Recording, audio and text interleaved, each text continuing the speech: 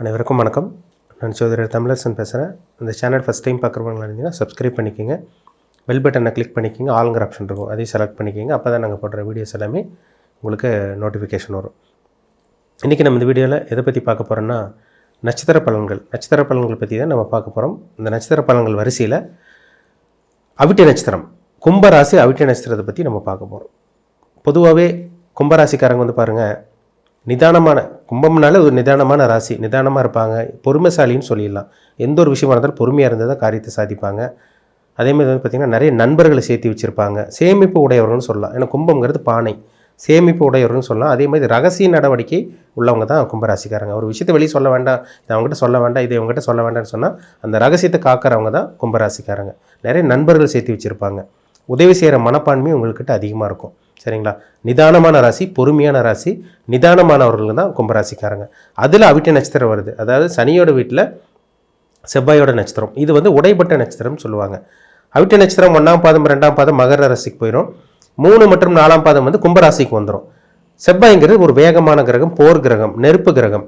அப்போ கும்பராசியில் பிறந்தவங்க இந்த அவிட்ட நட்சத்திரக்காரங்க வந்து பார்த்திங்கன்னா பொறுமைசாலியாக இருப்பாங்க, நிதானமானவங்க இருந்தால் கூட ஒரு சில விஷயங்கள்லாம் படபடன்னு, சில விஷயங்கள்லாம் முன் யோசனையெல்லாம் சில விஷயங்களை செஞ்சு மாட்டிக்குவாங்க, அதுக்கப்புறம் ஃபீல் பண்ணுவாங்க.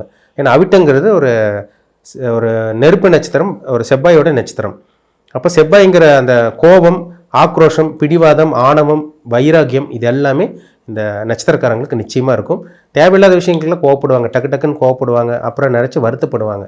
அந்த மாதிரி ஒரு நட்சத்திரம் தாங்க இந்த அவிட்ட நட்சத்திரம். சரிங்களா? உடம்பு கட்டுமஸ்தான உடம்பு வச்சுருக்கவங்களாம் பாருங்கள் இந்த அவிட்ட நட்சத்திரக்காரங்களாக இருப்பாங்க. அதே மாதிரி வந்து பார்த்திங்கன்னா பிடிவாதக்காரங்களாக இருப்பாங்க, வைராகியம் மிக்கவங்களாக இருப்பாங்க.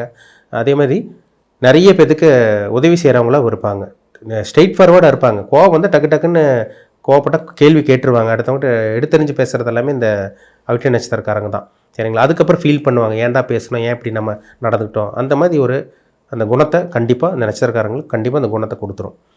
அவிட்டம்ங்கிறது செவ்வாயுடைய நட்சத்திரம். இந்த ஹெல்த்தில் கரெக்டாக இருப்பாங்க, டயட்டை ஃபாலோ பண்ணுவாங்க, அடிக்கடி ஜிம்முக்கு போகிறது, இந்த ஸ்போர்ட்ஸ் ஆக்டிவிட்டீஸில் ஈடுபடுறது, அடிக்கடி இந்த ஆண்களாக இருந்தால் அந்த கிரிக்கெட் விளையாடுறது, அந்த பேஸ்கெட் பால், வாலிபால் விளையாடுறது, இந்த மாதிரி விஷயங்கள்லாம் இருக்கும். பெண்களாக இருந்தால் அந்த ஜிம்முக்கு போகிறது, உடம்பு கட்டுமஸ்தாக வச்சுக்கிறது, இதெல்லாமே அவங்களுக்கும் பொருந்துன்னு சொல்லலாம். சரிங்களா? ஒரு வைராகியம் மிக்கவங்களாக இருப்பாங்க. ஒரு வேலைக்கு போகிறவங்க பெண்கள்லாம் பாருங்கள் இந்த அவிட்ட நட்சத்திரக்காரங்களாக தான் இருப்பாங்க.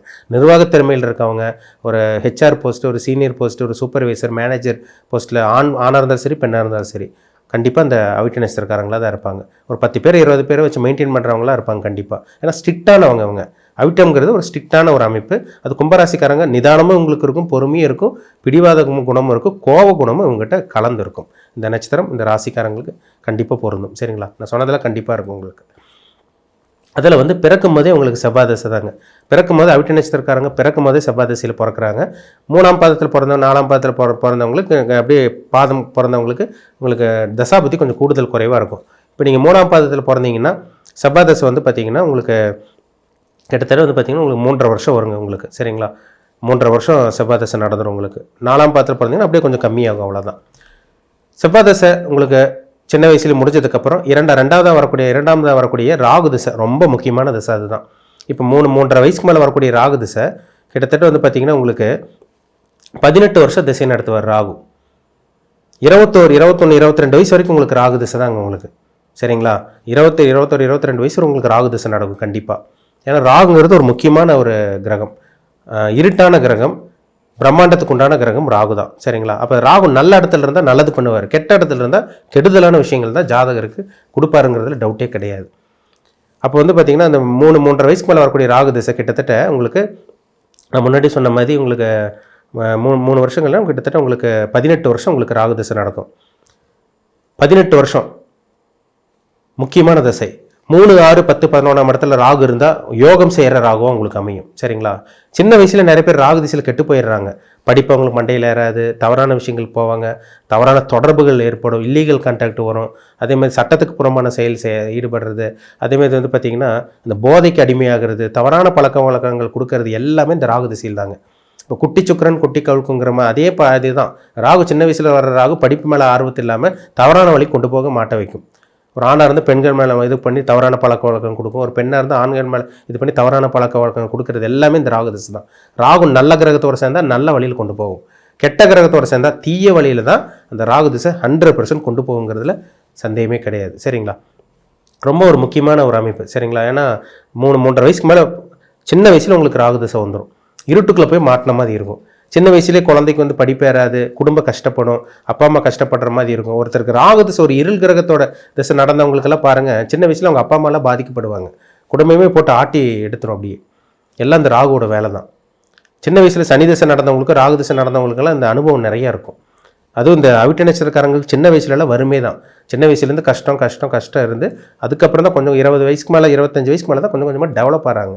அது வரைக்கும் வாழ்க்கை போராட்டமாக தான் இருக்கும். ராகு நல்ல கிரகத்தோடு சம்மந்தப்பட்ட ஒரு சில பேத்துக்கு நல்லது நடக்குது. ஆனால் மேக்ஸிமம் ராகு பாவகிரகத்தோடு சம்மந்தப்பட்டவங்களுக்கு மேக்ஸிமம் தீய பலன்கள் தாங்க நடக்குது. அது நிறைய ஜாதகத்தில் பார்க்க முடியுது.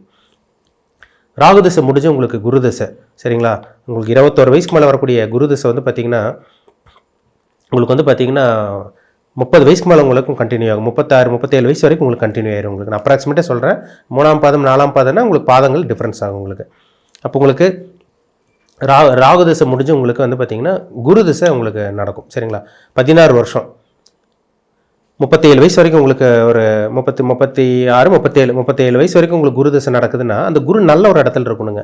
நல்ல லக்னத்தில் நீங்கள் பிறந்திருக்கணும். மேஷ லக்னம், கடக லக்னம், சிம்ம லக்னம், விருச்சக லக்னம், தனுசு, மீன லக்னம். இந்த லக்னத்துக்கு மட்டும்தான் குரு வந்து யோகத்தை செய்வார் கண்டிப்பாக. மற்ற லக்னங்களுக்கெல்லாம் கூட பெருசாக நல்லது பண்ணுறது கிடையாது. இந்த 6 லக்னங்களுக்கு குரு நல்லது பண்ணுறவராக தான் கண்டிப்பாக இருப்பார். ஆனால் சனியோட காம்பினேஷனில் குரு வரக்கூடாது. 37 வயசு வரைக்கும் குரு திசை நல்லா இருக்குன்னா உங்களுக்கு சனியோட தொடர்பு இருக்கக்கூடாது, ராகுவோட தொடர்பு இருக்கக்கூடாது, இருக்கவே கூடாது. குரு வந்து 8ஆம் இடத்துல போய் சனியோடு இருந்துச்சுன்னா குரு திசை கெட்டு போயிடும். அது ரிஷப லக்னத்தில் பிறந்தவங்களுக்கு குரு திசை வந்து சனியோட சேர்ந்துச்சுன்னா கடுமையான பலனுக்கு கெடுபலனை கொடுக்கும். துலாம் லக்னத்தில் உங்களுக்கு குரு வந்து சனியோட காம்பினேஷன்லாம் இருந்தாருன்னா குரு திசை கெட்டு போயிட்டாருன்னு அர்த்தம். கடன், நோய், வம்பு வழக்கு பிரச்சனை தான் உங்களுக்கு கொடுக்கும். நோய் தொந்தரவு இருக்கும், கடன் தொந்தரவு இருக்கும், அசிங்கமான இருக்கும். எல்லாமே இந்த குரு திசையில் நடக்கும். குரு மற்ற லக்னங்களுக்குலாம் நான் சொன்ன லக்னங்களுக்குலாம் கண்டிப்பாக நல்ல பலன் கொடுப்பார். ஆனால் ராகுடையோ சனியோடையோ சேரக்கூடாது. செவ்வாயோட சேர்ந்தால் கூட பரவாயில்லன்னு சொல்லலாம். சரிங்களா? கிட்டத்தட்ட 37 வயசுக்கு அப்புறம் உங்களுக்கு சனி திசை வருங்க. உங்களுக்கு வந்து பார்த்தீங்கன்னா உங்களுக்கு 55-56 வயசு வரைக்கும் உங்களுக்கு சனி திசை தான். சனி திசை நல்லாயிருக்கும். ஆனால் உங்களுக்கு ஏன்னா குருவோட சேர்ந்த சனி வந்து பார்த்தீங்கன்னா குரு திசை கெட்டு போயிடும். ஆனால் சனி திசை நல்ல யோகத்தை கொடுத்துரும். சனி திசை யாருக்கு நல்லாயிருக்கும்?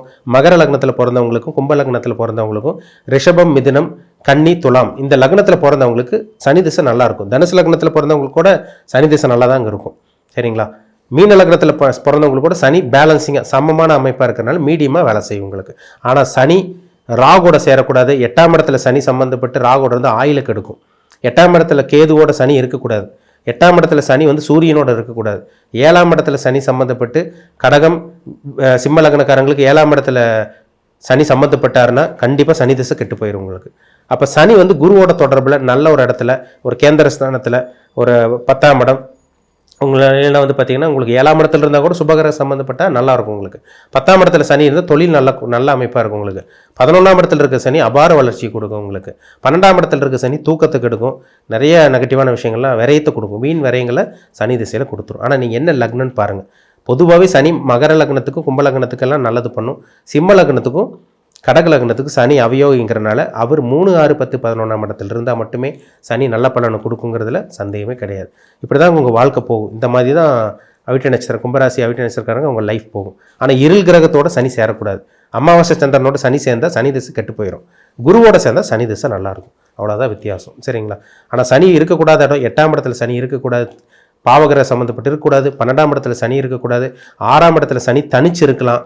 பாவியோடு இருந்தால் கடுமையான நோய் தொந்தரவு, கடன் தொந்தரவு, வம்பு வழக்கு பிரச்சனை, அசிங்கமான விபத்தை கண்டிப்பாக அந்த சனி திசையில் கொடுக்குங்கிறதுல டவுட்டே கிடையாது.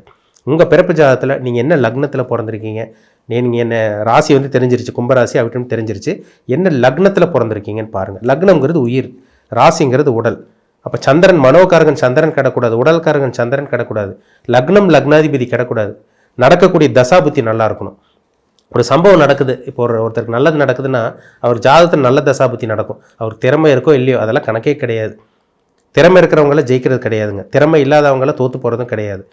ஜாதகத்தில் நல்ல தசாபுத்தி நடந்தால் அடுத்த கட்டத்துக்கு கொண்டு போயிடும். ஜாதகத்தில் கெட்ட தசாபுத்தி நடந்துச்சுன்னா அவங்களுக்கு கெட்ட விஷயங்கள் தான் நடக்கும். அவங்க எவ்வளோதான் திறமை இருந்து அறிவு இருந்தாலும் டேலண்ட் வச்சுருந்தாலும் அவங்களுக்கு நெகட்டிவான விஷயங்கள் நடக்குங்கிறதுல சந்தேகமே கிடையாது.